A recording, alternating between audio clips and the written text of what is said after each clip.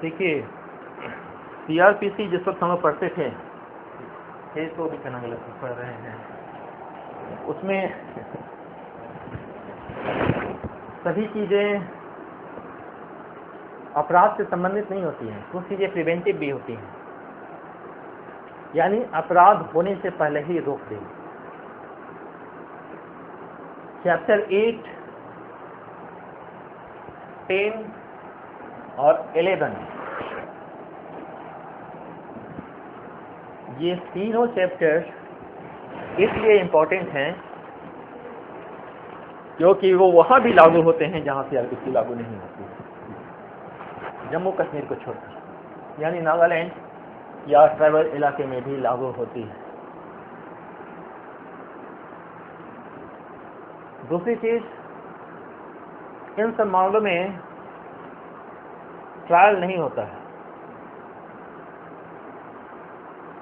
Inquiry होती है, बात खत्म हो जाती है। चैप्टर की हेडिंग को देखिए क्या कहता है, परिशांति कायम रखने के लिए और सदाचार के लिए, for good behaviour and keeping peace. दो चीजें हैं, क्या ले रहे हैं हम? सिक्योरिटी ले रहे हैं। आप शांति बनाए रखिए, इसके लिए सिक्योरिटी ले रहे हैं। आप अच्छा व्यवहार बनाए रखिए, इसके लिए सिक्योरिटी ले रहे हैं।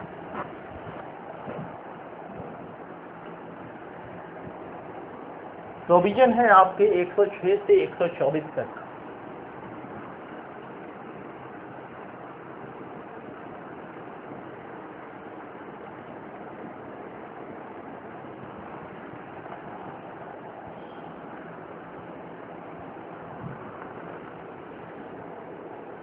सिक्योरिटी से हम लोग सब परिचित हैं, जिस वक्त हम लोग देख चुके हैं जमानत, बॉन्ड भरवा रहे थे बॉन्ड।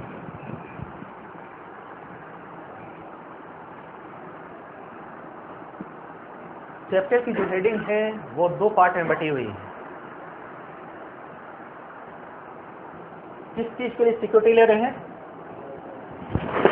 ये तो एक पॉइंट है। दूसरा, शांति, परिशांति बनाए रखने के लिए दो चीजों के लिए सिर्फ सिक्योरिटी ले रहे हैं। परिशांति बनाए रखिए और गुड बिहेवियर मेंटेन कीजिए। तो सबसे ले लें? नहीं,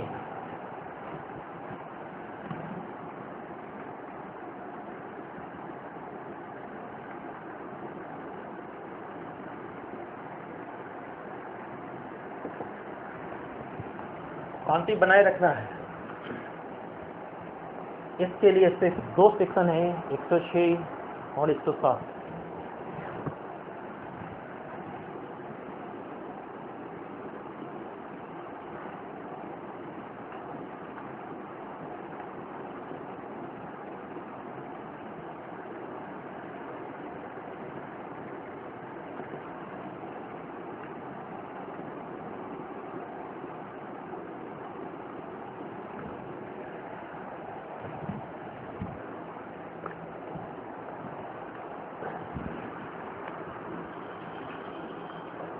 जो पीटी से कंसर्निंग जो क्वेश्चन है वो ये है कि कितने समय के लिए लिया जाता है और कौन लोग ऑथराइज्ड है।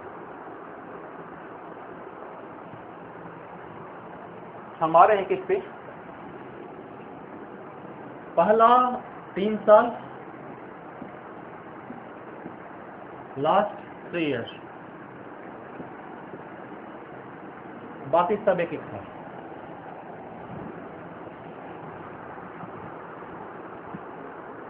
आपके याद करने के पॉइंट से ये आसान रहेगा।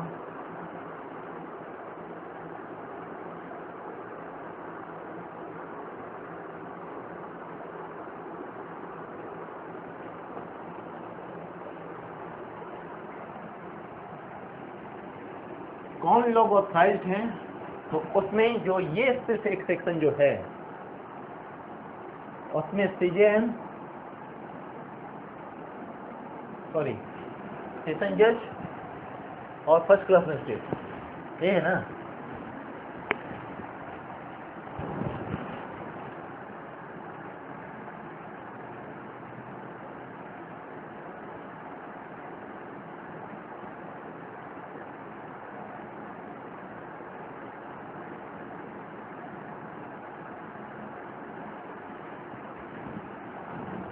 बाकी सब एग्जीक्यूटिव मजिस्ट्रेट।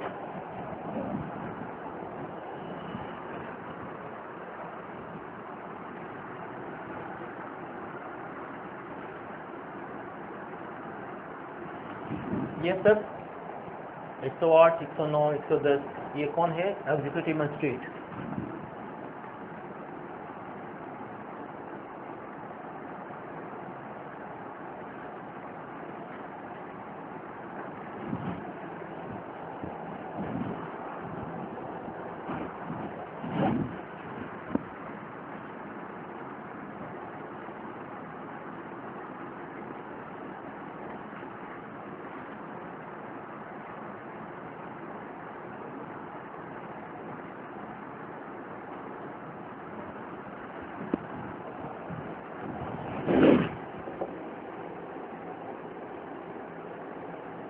एक 108, 109, 110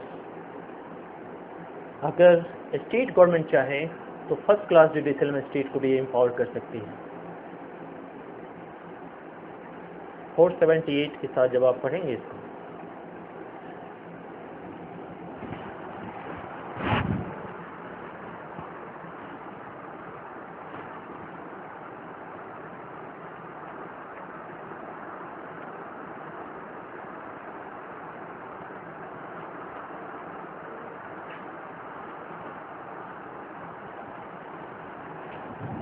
ये चार्ट याद इसलिए भी रखिएगा और आसान भी याद करना। 106 से स्टार्टिंग होती है, 110 पे मामला खत्म हो जाता है। तो जहाँ स्टार्टिंग और जहाँ खत्म वहाँ 3-3 साल है और बाकी सब 1-1 साल है। कितने मैक्सिमम पीरियड के लिए आप सिक्योरिटी लेंगे उसके संदर्भ की बात हो रही है। मैक्सिमम 3 साल तक के लिए हम सिक्योरिटी ले सकते हैं 106 में और 110 में, और बाकी सब में 1-1 साल के लिए सिक्योरिटी ले सकते हैं। मैक्सिमम पीरियड 1 साल।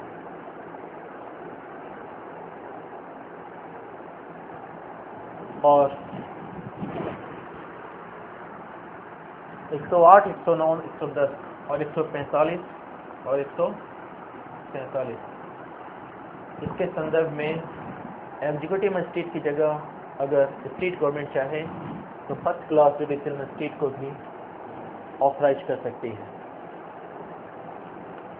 478 में प्रोविजन है। ठीक है, अब आइए देखते हैं ये सब है क्या।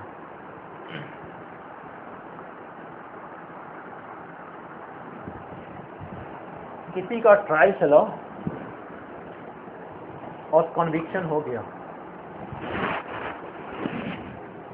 तो कोर्ट ऑफ सेशन या फर्स्ट क्लास जुडिशियल मजिस्ट्रेट को लगता है कि कुछ तरह का इस तरह का ऑफेंसेस है, उसमें हमको चाहिए कि इस व्यक्ति से शांति बनाए रखे, इस तरह का बॉन्ड भरवा लें, तो वो ऐसा कर सकता है आफ्टर कॉन्विक्शन, दोष सिद्धि के पश्चात। किस तरह के अपराध होंगे? कहता है कि आईपीसी का जो चैप्टर 8 है, यानी 141 से लेकर 160 तक, उसमें से सिर्फ 153A, 153B और 154 को छोड़ दीजिए, बाकी कोई अपराध है तो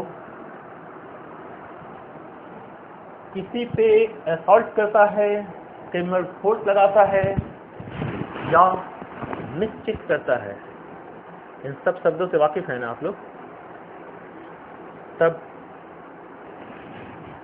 क्रिमिनल इंटिमिडेशन क्या है? ये धमकी देता है उन पर भरभले किसी को भी, तब या कोई भी ऐसा कार्य जिससे शांति भंग हो जाए।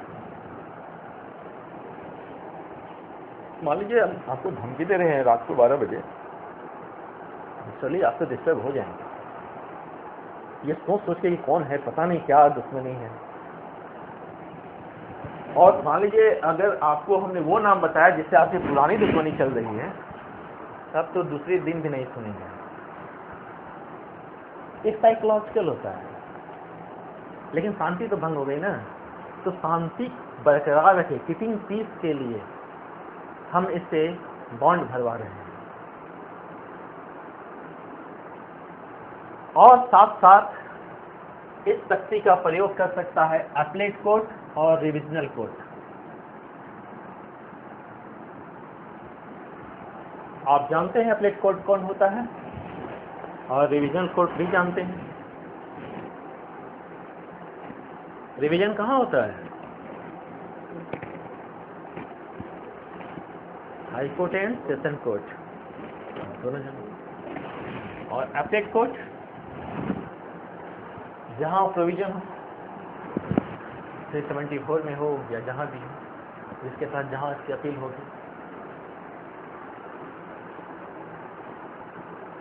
तो ये कर सकता है। और लेकिन अगर अपील में या कहीं इसकी दोषसिद्धि के अगेंस्ट में हुआ है ना, अपील और दोष रिवीजन कोर्ट में अगर इसकी दोषसिद्धि ही पास कर दी गई तो, सेटिस्फाइड कर दी गई तो, तब ये बॉन्ड भी वॉइड हो जाएगा, शून्य हो जाएगा। और समझ में आ रही है? ये किस लिए भरवा रहे थे? ये व्यक्ति ऐसा है, एक अपराधी है, और इसको हम आफ्टर ट्रायल जब हो चुका है, तो मेरिट पे अब जजमेंट आ रही है, हमने कन्विक्ट कर दिया इसको। और कन्विक्ट किया किस अपराध में? जी नहीं, शांति भंग करने के बाद में नहीं किया है जी। हाँ, शांति भंग करने का भी एक अपराध है जिससे वो शांति भंग हो जाए। सारे अपराध से तो शांति भंग होते ही हैं। कौन ऐसा है जिसमें शांति भंग न हो, बड़ा मजे ले हम? ऐसा कोई अपराध है? हाँ, पड़ोसी के यहाँ कुछ हो रहा है तो मजे ले सकते हैं, मेरे यहाँ कुछ हो रहा है तो तुम परेशान है। जैसे वकील लोग बड़े मजे लेते हैं, क्लाइंट का तो वकील तो चाहता है हर डेट के साथ उनका कंसिडरेशन जुड़ा रहता है, तो इस वजह से। लेकिन क्लाइंट को तो हर वक्त धड़कन बढ़ी रहती है, पता नहीं कब वहीं गिर के मर जाए। सीरियस मैटर हुआ तो ये चीजें चलती हैं। या तो चैप्टर 8 का कोई ऑफेंस है, लेकिन उसमें 3 ऑफेंस को हटा दिया गया है, और हम कहें हैं कि जब भी हटा दिया जाए तो आप समझ लीजिए कि वो इम्पोर्टेंट हो गया। एक्सेप्शंस हमेशा ही इम्पोर्टेंट होते हैं।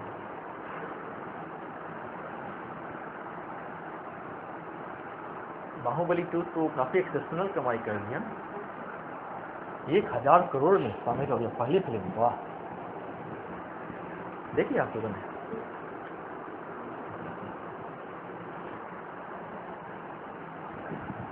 तो पहली स्थिति ये। दूसरी, अगर वो हमला करता है उसका कोई अपराध है, या क्रिमिनल फोर्स अप्लाई करता है। क्रिमिनल फोर्स समझते हैं आचार्य, इस वक्त आईपीसी पढ़ाएंगे, उस वक्त बताएंगे आप लोग को, अगर पढ़ाएं तो। आप रास्ते पे जा रहे हो, घूंघट पहने हुए हो, खींच लिया आपका घूंघट, गुस्सा तो आएगा आपको। हमने किया क्या? क्रिमिनल फोर्स अप्लाई किया, जिसकी वजह से आपको गुस्सा है। गरम ठंडा पानी फेंक दिया आपके ऊपर, तो किसी वजह से इंटेंशनली। इंटेंशन बहुत मायने रखता है। मेंस रियाज जिसकी बात होगी, आईपीसी आपके सिलेबस में नहीं है, एसजेएफ के सिलेबस में है।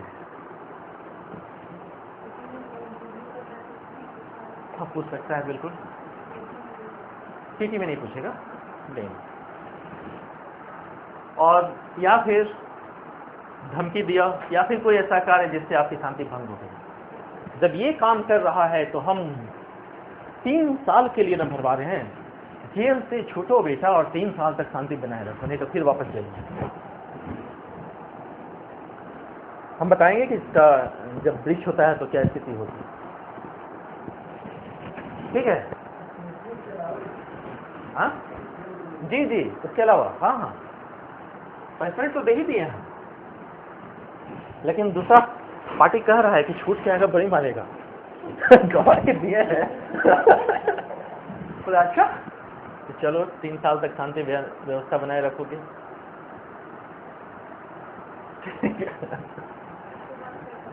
नहीं तो उस पर जैसे ही भंग किया, जिस तारीख को भंग किया, दूसरे दिन भंग किया, तो बाकी 3 साल तक के लिए भरवाएं, 3 साल वापस जेल में जाए,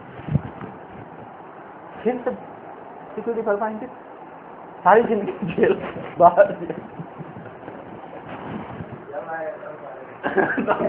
नहीं, ऐसा नहीं, ये लिमिटेशन है कि मैक्सिमम हम 3 साल तक के लिए ही दे सकते हैं, अगली बार फिर सोचेंगे। ठीक है, ये तो हुआ तब हम इसको कन्विक्ट किए तब। ये भी तो स्थिति हो सकती है किसी को कोई कन्विक्शन नहीं हो रहा है, लेकिन हमको पता है रोज हमारा पड़ोसी हमको आके धमकी देके चला जाता है, और लगता है कोई ऐसा काम करेगा जिस दिन यहाँ से हमको छोड़ दे या कुछ ऐसी हरकत करे कि हम 2 दिन तक फिर हो नहीं पाए, या फिर डिस्टर्ब रहें, कोई अपना काम नहीं कर सके, लोग शांति भंग आके दूसरे को 4 गालियाँ देके चला जाए। मेरी समाज में तो प्रतिष्ठा है या नहीं वो अलग बात है, लेकिन अपने हिसाब से तो चली गई ना। तो वो तो यही सोचेगा ना गिल्ला, हमने क्या है उसको तो गरिया के चला जाए, मेरी तो हो गई। डिफेमेशन करें वो अलग मैटर है, लेकिन उसकी हरकत तो छूट नहीं रही है। तो जब भी ऐसी स्थिति होती है तो 107 है उसके लिए कि हम किसको इंफॉर्मेशन मिली, एग्जीक्यूटिव मजिस्ट्रेट को, और एग्जीक्यूटिव मजिस्ट्रेट कोई भी हो सकता है, चाहे डीएम हो, चाहे एसडीएम हो, चाहे एग्जीक्यूटिव मजिस्ट्रेट का कोई भी रैंक का व्यक्ति हो। सूचना कैसे मिल सकती है, या तो हम खुद बोले जाके, नहीं कुछ समझ में आता है पुलिस को गए, पुलिस ने फॉरवर्ड कर दिया, या मजिस्ट्रेट साहब गुजर रहे थे वो भी देख लिया, अच्छा गाली दे रहा है, चला ऐसा कोई बात। सूचना मिलने पे, इतला मिलने पे, इंफॉर्मेशन चाहिए उनको, ये क्या करेंगे, इनको समाधान हो जाना चाहिए कि जरूर शांति भंग होगी। लेकिन तब एक है इसमें कि ये एग्जीक्यूटिव मजिस्ट्रेट के जुरिस्डिक्शन वाले इलाके में ही होना चाहिए। मतलब या तो वो व्यक्ति जो शांति भंग कर रहा है इनके जुरिस्डिक्शन में रहता हो, या फिर ये रहता तो यहाँ है कहीं और भंग करने वाला है, मेरे इलाके में तो नहीं दूसरे इलाके में भंग करेगा, लेकिन रहता यहाँ है, स्थान दूसरी जगह हो रहा है। एक तो वो स्थिति है, एक ये है कि वो यहीं रह रहा है। तो दोनों में कहीं भी होगा तो ये इम्पावर्ड हो जाएगा एग्जीक्यूटिव मजिस्ट्रेट, और तब उससे एक फोकस नोटिस भेजेगा कि क्यों नहीं आपसे मैक्सिमम 1 साल तक के लिए बॉन्ड भरवाया जाए। आ रहे हैं बाकी उसको देखते हैं। ये व्यक्ति ऐसा है जो कहता है कि देश में सब गद्दार हैं। ये वो कन्हैया है ना, रहे रहे हरकत करते रहता है। तो राजद्रोहात्मक बातें फैला रहा है, और राजद्रोह का मतलब कौन कौन सा सेक्शन, 124A और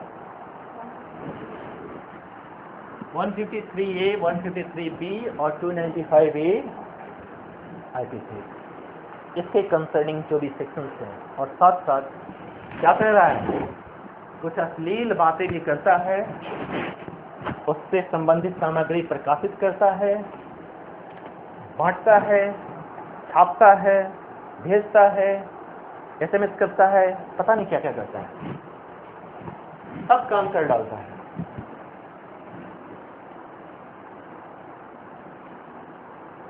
तो इसको भी 100 को नोटिस भेज देते हैं कि काहे नहीं तुमसे 1 साल तक के लिए बॉन्ड भरवाया जाए। लेकिन इनको अब क्या कर रहे हैं, इनको शांति के लिए नहीं बोल रहे हैं, इनको बोल रहे हैं कि जरा अच्छा व्यवहार रखिए समाज में।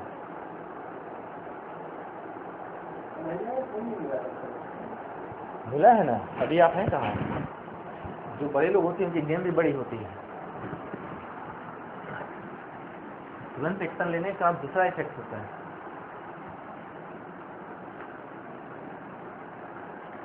ये संदिग्ध व्यक्ति है। संदिग्ध मतलब ये कभी सोता हुआ फूल के नीचे मिलेगा या गंगा जी के किनारे मिलेगा और अपनी आइडेंटिटी छुपाए रखता है, घर उनमें रहता है बड़ा कम, नेचुरली तक तो हो ही जाएगा कि कोई अपराध करने वाला है। ऐसा व्यक्ति क्या है कि कभी फूल के नीचे सोता है, कभी पार्क में सोता है, कभी यहाँ रहता है। आवारा लोग जिसको कहेंगे, या तो जिनका ठिकाना नहीं है वो आवारे लोग, या फिर जिनसे डर है, संदिग्ध है, शक है कि ये कोई अपराध करेगा। आप फर्ज कीजिए आपके घर के आगे का कोई आके डेली सो जाए रात में, आप तो पूछेगा नहीं कौन है भाई साहब, कहाँ से आए हो, तो लुढ़ा के फिर दूसरी जगह जाकर पूछ जाए। ज्यादा बोलेगा तो तोरा से बोल रहे हैं, तोरा घर के सामने में सुतल हैं। तो अब अजीब स्थिति हो जाएगी। अब तो आपको लगेगा कि तो हाइट किए हुए हैं। और तो और अब मान लीजिए आपके रात में लाइट जल रही है, आपने खिड़की के दम चकचकी लगा के देखे जा रहा है, अब भी तो और हाइट कर रहा है भाई। तो अब तो जरा सदाचार चाहिए इसके लिए, गुड बिहेवियर। तो ऐसे व्यक्ति से भी बोलते हैं कि कहा नहीं आपसे 1 साल के लिए सिक्योरिटी लिया जाए।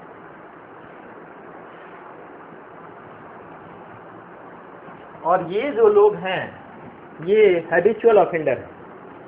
110 में बड़ी लंबी फहरिस्त है, चोरी करते हैं, शांति भंग करते हैं, ढेर सारे सेक्शंस हैं उनके तहत ऑफेंस करते हैं, लेकिन है हैबिचुअल। एक बार में इनका पेट नहीं भरता, रोज रोज ऐसी हरकत करते हैं। तब तो भाई रोज वाले से तो कम में मामला बनेगा नहीं, 3 साल तो चाहिए।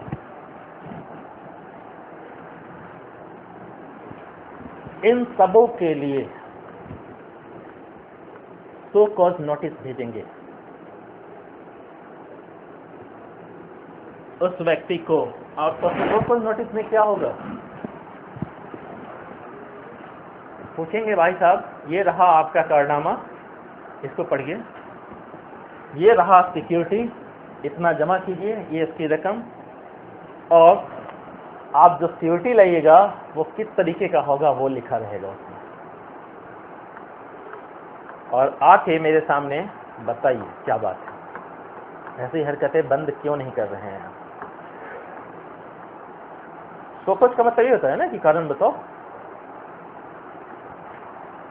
ये व्यक्ति अगर कोर्ट में है, मान लीजिए तो आपका पीछा करते करते कोर्ट पहुंच गया हो, बोला कि अच्छा सुन लेते हैं मजिस्ट्रेटवा क्या कहेगा हमारा बारे में। तो वैसी स्थिति में वो उसको वहीं पढ़ के सुनाया जाएगा, नहीं समझ में आएगा तो उसे समझा दिया जाएगा। अब हर कोई तो नहीं समझता ना कि सिक्योरिटी क्या होता है, बॉन्ड क्या होता है, क्या के लिए हमसे मांग रहे हैं, हम तो सुतल से रात में हमको अभी आप कर रहे हैं कि बॉन्ड भरिए। इसको समझा देंगे ये बात है। ये भी तो हो सकता है कि कोर्ट जाने का कुछ मन ना करे, रात से शुरू करें। सब तो बाबू तोरा खातिर समन चाहे वारंट, ये 2 चीज है ना, अब तो भेजना पड़ेगा ना, समन या वारंट इशू करेंगे। लेकिन तब ये है कि उसके साथ साथ बाकी चीज डॉक्यूमेंट्स हैं, जो आदेश की हमारी कॉपी है वो भी साथ में रहेगी। एक स्थिति ये हो सकती है कि अब हमको लगता है कि नहीं चलो हटाओ, उसको आना जरूरी नहीं है, उसका प्लीडर ही आ जाए, कोर्ट को ये लग जाना चाहिए, तो उसको एग्जेम्प्ट कर देंगे आने से। वो अपना रिप्रेजेंटेशन एडवोकेट के माध्यम से या प्लीडर जो भी होगा उसके माध्यम से देगा। लेकिन तब ये जब उसको एग्जेम्पशन मिलेगी तब। अब सवाल ये है कि जो हमको इन्फॉर्मेशन मिला था मजिस्ट्रेट को, उसकी जांच भी तो होनी चाहिए। देखिए जांच लिखा है, ट्रायल नहीं लिखा है। 116 देखिए,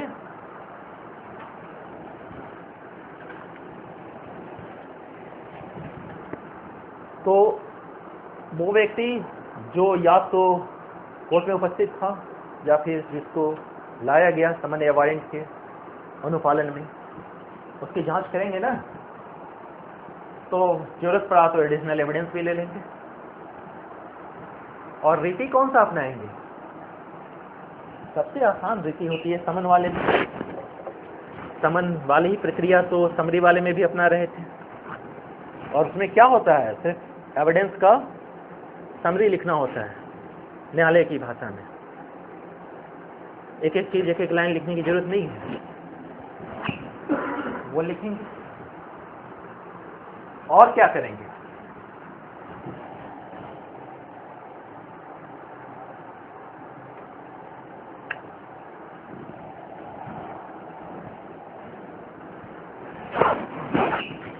क्या है 116 में, और देखिए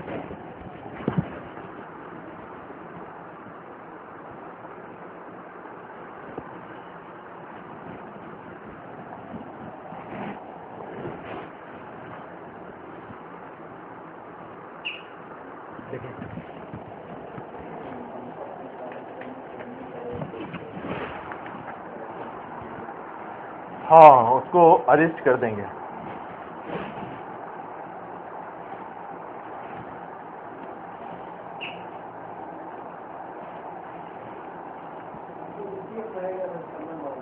हाँ,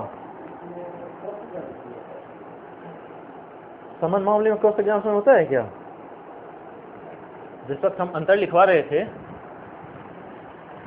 आप कहाँ रहते हैं? हमने कहा था ना समन और वारंट मामले में अंतर लिखिए। हमने क्या कहा था, क्रॉस एग्जामिनेशन मिलता है, चार्ज फ्रेम होता है, ये सब अंतर लिखवा रहे थे ना। आप कह रहे मतलब है ऐसा हरकत करते हैं। देखिए, न्यायालय चाहे कुछ भी करे, फिर वही बात, मेरा कोर्ट न्याय के उद्देश्य के लिए जरूरी है, प्रक्रिया में तो नहीं है। तो और दूसरी चीज है, जांच चल रही है ना, ट्रायल तो चल नहीं रहा है। जांच में तो हम जिस तरीके से इस्तेमाल करना चाहें करें, एडिशनल ले रहे हैं एविडेंस। ऐसी जरूरत पड़ गई कि जांच के लंबित रहने के दरमियान इसको भेजना जरूरी है। कहाँ? यस, अंदर। हाँ, तो निष्पादित कीजिए कि आप इतने दिन शांति कायम रखेंगे या सदाचारी बने रहेंगे, और जो नहीं करते हैं तो फिर जाइए जब तक कि जांच लंबित है। अच्छा, कोई बहुत ही खतरनाक आदमी है, इसका कैसे एविडेंस लेंगे? अरे खतरनाक आदमी, सारा मोहल्ला नहीं जानता वो खतरनाक है। रात को लोग जब चलते होंगे, गाली सुनाई देती होगी, दारू पी के हंगामा करता होगा, तो किसी भी ऐसे व्यक्ति का साक्ष्य जो उसके बारे में, उसके कैरेक्टर के बारे में बताए, वो सफिशिएंट है। ये व्यक्ति इस तरीके का दुस्साहसिक है, भयंकर है कि इसको बाहर रखना उचित नहीं है, इसको जेल में ही डाल दीजिए, ठीक है। हाँ, हो सकता है। हाँ, जैसे अब बताइए, तो साहब के अगेंस्ट में आप देखते ही हैं ना, कहाँ कहाँ उसका ट्रायल चलता है, तिहाड़ जेल में। रीजन है, यहाँ कौन आएगा गवाही देने? तो ये स्थिति है कि ये सब कर ले। चलिए, जांच कर लिए और जांच से पता चला कि ना वो आदमी नहीं है, ठीक ठाक आदमी था, तो उसको तो हम अगर इस बीच जेल में डाल दिए हैं तो छोड़ देंगे, और नहीं तो सॉरी उसको डिस्चार्ज कर देंगे। और अगर पता चल गया कि नहीं, सच में इससे बॉन्ड भरवाना है, तब क्या करेंगे? तब तो बॉन्ड का आदेश दे देंगे। 117 में हम उसको सिक्योरिटी भरने का आदेश दे देते हैं। ये बॉन्ड का जो टाइमिंग है, 1 साल 3 साल, ये कब से लागू होगा? देखिए, वो व्यक्ति जेल में है तो जेल में सजा भी तो भुगत रहा है। हम तो कॉन्विक्शन के दरमियान ही दे दिए थे 106 में। तो ये बॉन्ड जब वो जेल से निकलेगा तब से लागू हो जाएगा। बाकी मामलों में जेल में जब नहीं है तो आदेश की तारीख से ही लागू हो जाएगा, जब तक कि मजिस्ट्रेट कोई और अन्यथा आदेश न दे।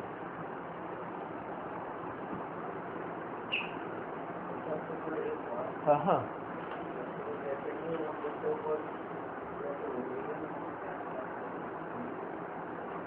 रिवीजन में देखिए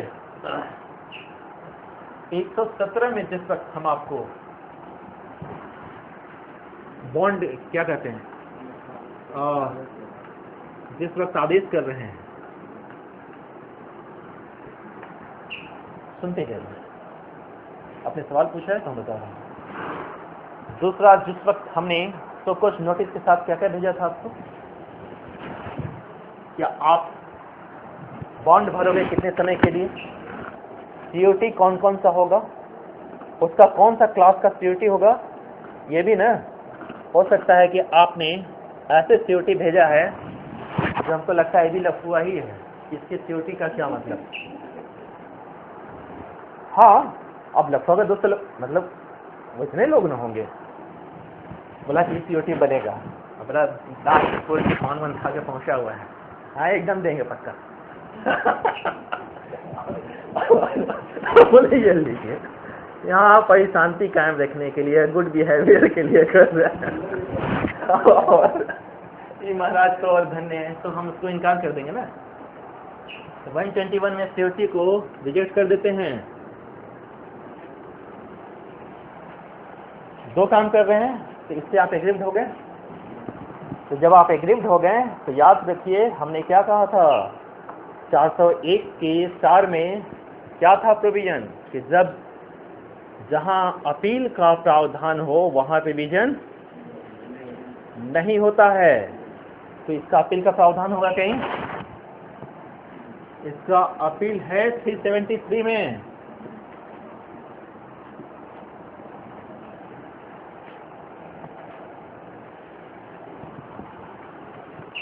इसलिए कोई रिवीजन नहीं।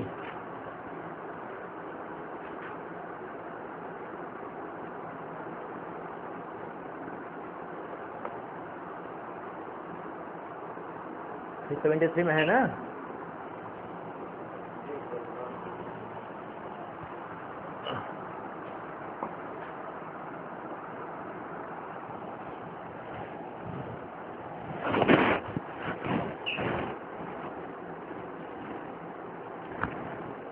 जिस वक्त आपको बॉन्ड भर के दे दिया गया, आपने भर दिया, और जैसे ही आपने कोई अपराध किया, चलिए आप बहुत काबिल हैं, अपराध खुद तो नहीं कर रहे हो लेकिन एडिट कर रहे हो दूसरे को करवाने के लिए, क्योंकि पता है ना कि हमने तो बॉन्ड भरा है, हमको तो तुरंत जेल हो जाएगा। ये भी साबित हो गया, या आपने अटेम्प्ट लिया और हम बच गए। ये तीनों स्थिति में आपका बेल बॉन्ड कैंसिल और तुरंत चलिए जेल में। और जेल में कब तक के लिए, जिस दिन से आपने ब्रेक किया है और कितनी पीरियड के लिए है, यानी कि 3 साल में है, 3 साल के लिए, और अगर आपने सेकंड दिन ही ब्रेक कर दिया तो वो 2 दिन हटा के बाकी कंप्लीट 3 साल के लिए जेल में। ऐसे आप सुधरने वाले नहीं।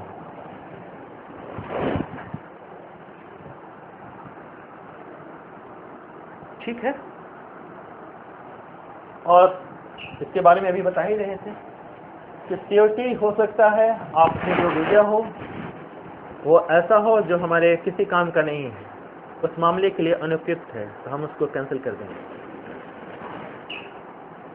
एक स्थिति ये भी हो सकती है, अच्छा जेल में ये कैसे रहेगा। देखिए एक क्वेश्चन और बनता है, ये जो 3 प्रोविजन हैं,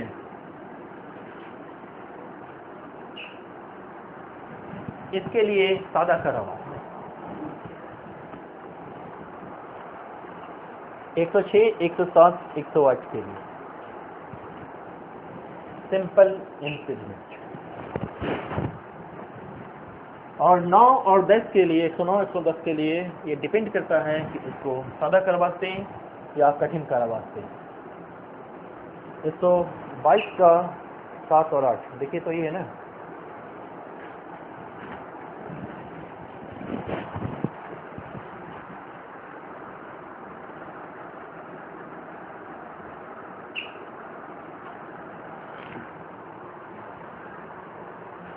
ये जो इंक्वायरी चल रही थी, आप मान के चलिए कि इस इंक्वायरी का एक लिमिटेशन पीरियड है, इसको 6 महीने के अंदर समाप्त हो जाना चाहिए। अगर 6 महीने के अंदर ये समाप्त नहीं होता है से खुद ही खुद समाप्त हो जाएगा जब तक कि कोई अदर आदेश नहीं दिया जाए। और दूसरा कोई आदेश दिया जाए तो कितने दिन तक लागू रहेगा? ऐसा कुछ नहीं है, वो अनलिमिटेड है। 6 महीना समाप्त होने के बाद हमने मजिस्ट्रेट ने आदेश दे दिया कि ठीक है अगले डेट पे भी काम होगी, तो उसका कोई पीरियड फिक्स नहीं है। तब होगा कि एग्रीव्ड पार्टी जो है सेशन कोर्ट चला जाएगा और सेशन कोर्ट जाके वो बताएगा कि बिना कोई रिजनेबल कारण से इन्होंने डेट बढ़ा दिया है, और सेशन कोर्ट को अगर ऐसा लगता है तो उस आदेश को रद्द कर देगा।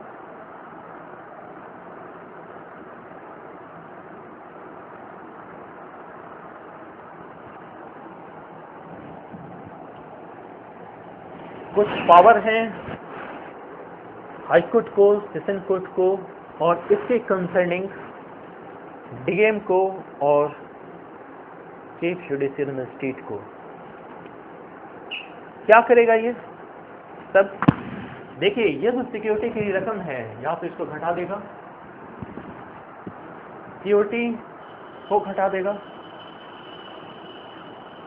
या फिर रद्द कर देगा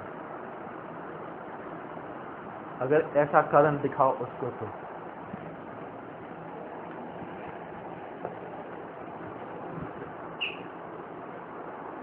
एक तो 23 देख रहे हैं हम लोग।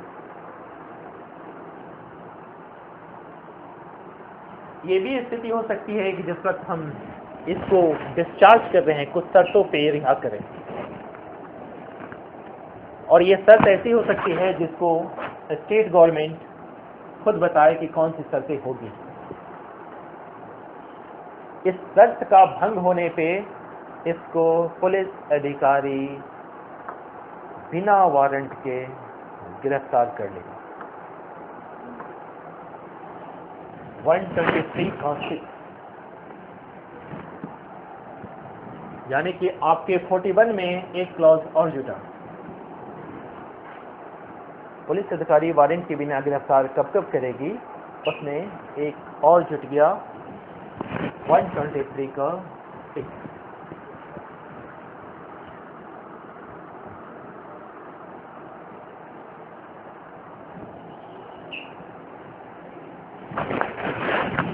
ये जो सिक्योरिटी है, जो बना है इसका सिक्योरिटी, वो कभी भी आवेदन कर सकता है कि मुझको मुक्त कर दीजिए।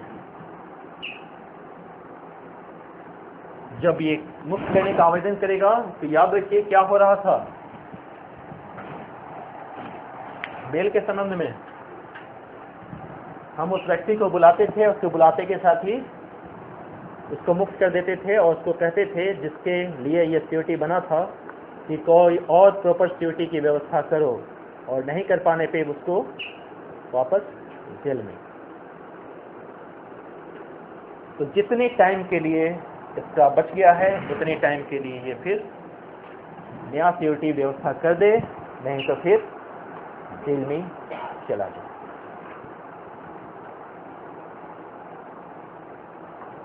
यही है आपका चैप्टर 8। डिफरेंट प्रोविजन है डिफरेंट सेक्शंस में, उसको हमने समझली कह दिया। बाकी सेल्फ एक्सप्लेनेटरी है, आप देखेंगे समझ जाएंगे। लास्ट कुछ चीजें हैं जो आप खुद पढ़ेंगे, उसकी एक आप चाहें तो इसी में नोट कर लें। कुछ सेक्शंस हैं जो काफ़ी इंपॉर्टेंट हैं, मतलब लेकिन बहुत छोटी छोटी सेक्शंस हैं। 273, 299, इसको एक साथ पढ़िएगा। 306, 307, 308, इसको एक साथ पढ़िएगा। 306, 307, 308, 311, 319 और 320। इससे तो आप लोग वाकिफ हैं ही, कंपाउंडेबल ऑफेंस से। बस नहीं, 311 अलग पड़ेगा, 319 अलग पड़ेगा, 320 अलग पड़ेगा। 306, 7 और 8, इसको एक साथ करिए, आपका काम हो जाएगा इंटरव्यू तक। This is all about CRPC। मतलब ऑल अबाउट कहना ठीक नहीं है, लेकिन हाँ ठीक है। बीच में अगर कोई परेशानी हो तो हम तो हैं ही।